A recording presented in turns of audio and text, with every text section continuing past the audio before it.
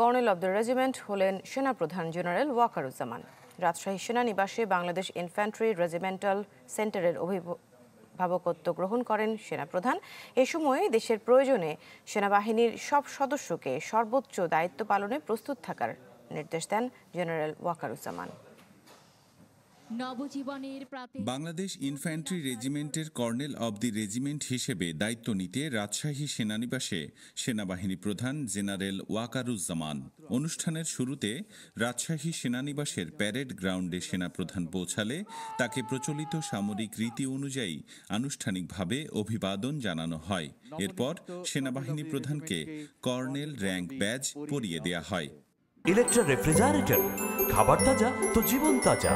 Electra, ফ্রিজের রাজা। পরে বক্তব্যে সেনাপ্রধান বলেন, দেশের প্রয়োজনে সেনা সদস্যদের সর্বোচ্চ দায়িত্ব পালনে প্রস্তুত থাকতে হবে। বাংলাদেশ ইনফ্যান্ট্রি রেজিমেন্টের কর্নেল অব দ্য রেজিমেন্ট হিসেবে দায়িত্ব নিতে পেরে আমি অত্যন্ত গর্বিত।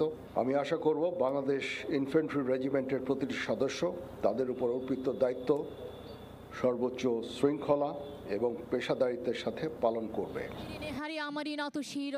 এছাড়াও কর্নেল অব দি রেজিমেন্ট হিসেবে এই রেজিমেন্টের আভিযানিক সক্ষমতা, যুদ্ধ উপযুক্ততা বৃদ্ধির চলমান প্রক্রিয়াকে আরও বেগবান করতে নানা প্রক্রিয়ার কথা বলেন সেনাপ্রধান। বলেন, আধুনিক ও যুগ উপযোগী যে কোনো প্রয়োজনীয় সরঞ্জাম ও যুদ্ধাস্ত্র যোগান দেওয়ার ব্যাপারে সচেষ্ট থাকার কথা।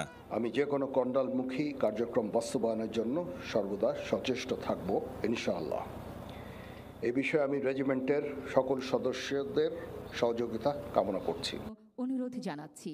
অনুষ্ঠানে উপস্থিত ছিলেন সেনা সদর এবং বাংলাদেশ ইনফ্যান্ট্রি রেজিমেন্টের ঊর্ধ্বতন কর্মকর্তা সহ আরও অনেকে।